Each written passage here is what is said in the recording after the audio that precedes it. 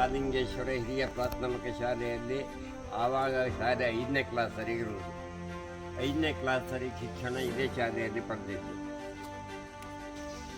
ಕೃಷಿಗೆ ನೀವು ಯಾವ ರೀತಿಯ ಗೊಬ್ಬರವನ್ನು ಬಳಸುತ್ತಿದ್ದೀರಿ? ಕೃಷಿಗೆ ನಾವು ಸಾವಯವ ಗೊಬ್ಬರ ಜಾಸ್ತಿ.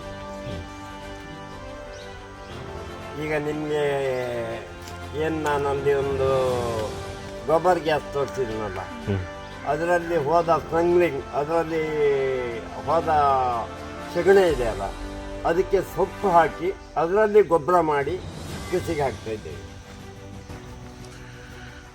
ಓಕೆ, ನೆಕ್ಸ್ಟ್ ಪ್ರಶ್ನೆ. ಕೃಷಿಯಲ್ಲಿ ನೀವು ಹೆಚ್ಚಾಗಿ ಅವಲಂಬಿಸಿರುವ ಬೆಳೆಗಳಾಗಿವೆ?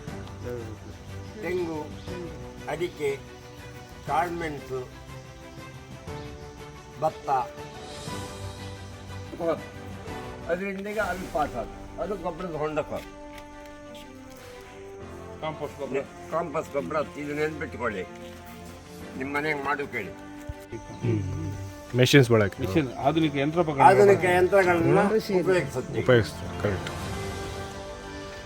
ನೆಕ್ಸ್ಟ್ ಪ್ರಶ್ನೆ. ರೋಗ ಬಾಧೆಗೆ ನೀವು ಕಂಡುಕೊಂಡ ಪರಿಹಾರವೇನು? ಸಸಿಗಳ ರೋಗ ಬಾಧೆಗೆ ಇವತ್ತು ಗೌರ್ಮೆಂಟ್ ಏನು ಅದಕ್ಕೆ ಎಣ್ಣೆ ಸಿಂಪಡಿಸಬೇಕಂತೇಳಿ ಹೇಳ್ತಾ ಇದೆಯೋ ಅದೇ ರೀತಿಯಲ್ಲಿ ನಾವು ಸಿಂಪಡಿಸ್ತಾ ಇದ್ದೇವೆ. ನೆಕ್ಸ್ಟ್ ಪ್ರಶ್ನೆ. ಕೃಷಿಗೆ ಸಂಬಂಧಪಟ್ಟ ಹಾಗೆ ನಮ್ಮಂತಹ ಯುವ ಜನಾಂಗಕ್ಕೆ ನೀವು ಕಿವಿ ಮಾತು ತಿಳಿಸಿ. ನಿಮ್ಮ ಕಿವಿ ಮಾತು. ಮಕ್ಕಳೇ, ನೀವು ಏನನ್ನಾದರೂ ಮರಿಬಹುದು. ಮನುಷ್ಯನಿಗೆ ಊಟ ತಿಂದಿದ್ದಿದ್ರೆ ಬದುಕಲಿಕ್ಕಾಗುವುದಿಲ್ಲ, ಗಾಳಿ ಬೆಳಕಿದ್ದಿದ್ರೆ ಬದುಕಲಿಕ್ಕಾಗುವುದಿಲ್ಲ. ಅದೇ ರೀತಿ ಕೃಷಿಯೇ ನಮ್ಮ ಅವಿಭಾಜ್ಯಾಂಗ. ಭಾರತದಲ್ಲಿ ಕೃಷಿಯೇ ನಮ್ಮ ಸರ್ವಸ್ವ. ಆದ್ದರಿಂದ ಕೃಷಿಯ ಬಗ್ಗೆ ನಿರ್ಲಕ್ಷ್ಯವನ್ನು ಮಾಡಬೇಡಿ. ಕೃಷಿಯೇ ಪ್ರಧಾನ. ನಮಗೆ ತಾಯಿ ತಂದೆಯೇ ಕೃಷಿ. ಆದ್ದರಿಂದ ಕೃಷಿಯನ್ನು ಯಾವಾಗಲೂ ಎಷ್ಟೇ ಕದೀನಿ ಮರಿಬೇಡಿ.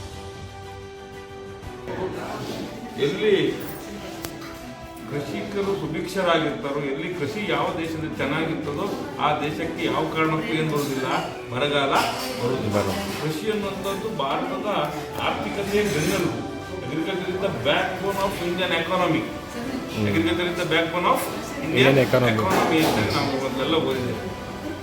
ಈಗ ಮೊದಲಿನಷ್ಟು ಕಷ್ಟ ರೈತರಿಗಿಲ್ಲ.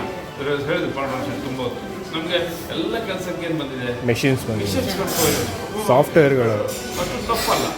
ಹಾಗಾಗಿ ಕೃಷಿ ಕೂಡ ಇವತ್ತು ಒಳ್ಳೆ ರೀತಿಯಲ್ಲಿ ಕೃಷಿಕರು ಬದುಕ್ತಾ ಇದ್ದಾರೆ ಅಂತ ಅವಕಾಶ ದೇಶವು ಕೂಡ ಕೊಟ್ಟಿದೆ. ಹಾಗಾಗಿ ಕೃಷಿಯನ್ನು ಗೌರವಿಸೋಣ, ಕೃಷಿಯನ್ನು ಪ್ರೀತಿಸೋಣ. ಮತ್ತು ಕೃಷಿಯಲ್ಲಿರುವ ನೆಮ್ಮದಿ ಯಾವ ಜಾಬಲ್ಲೂ ಇಲ್ಲ. ಕರೆಕ್ಟ್.